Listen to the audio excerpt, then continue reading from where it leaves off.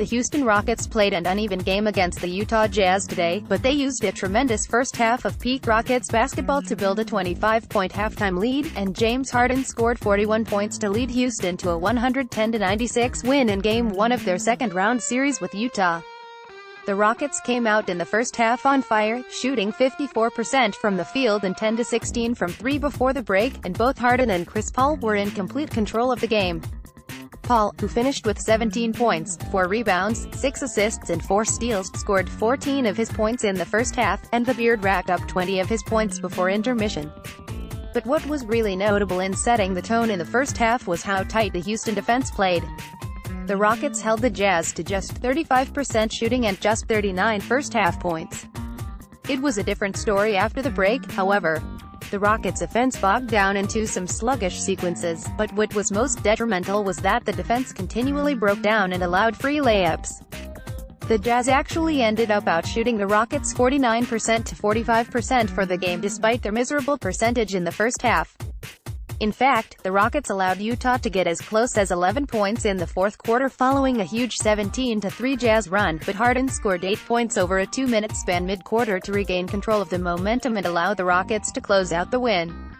In addition to all of Harden's scoring, he also grabbed 8 rebounds and dished 7 assists. He was a ridiculous 7-12 from beyond the arc and 12-26 overall from the floor. The Rockets once again got a huge game from Clint Capella, who went for 16 points, 12 rebounds and a block. He completely outplayed Utah's Rudy Gobert, who finished with just 11 points and 9 rebounds. In fact, Gobert didn't score his first field goal until the 8-minute mark of the fourth quarter, and though he finished the game 4-4 from the field, he was a complete non-factor for the vast majority of the game. Capella also gave him the poster treatment. The Rockets also got big contributions from P.J. Tucker, who played his usual tough defense, at times guarding Gobert himself, and also becoming a factor offensively. Finished with 15 points and 6 rebounds, while shooting 6-8 from the field and 3-5 from 3. He hit all 3 of his triples in the first half, and also showed some real chops driving to the hoop.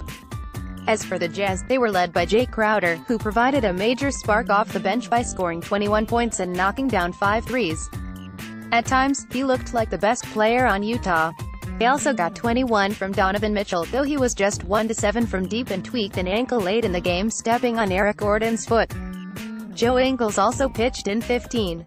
The Rockets are now up 1-0 in this semifinal series, and the two teams will play again Wednesday night in Houston. The Jazz should be more rested for Game 2, since they were only 36 hours removed from an emotional Game 6 in the first round, and they also may have some added confidence from playing the Rockets tough in the second half. Houston will need to play a little more consistent on Wednesday. But for now, let's all enjoy a big win over an old foe.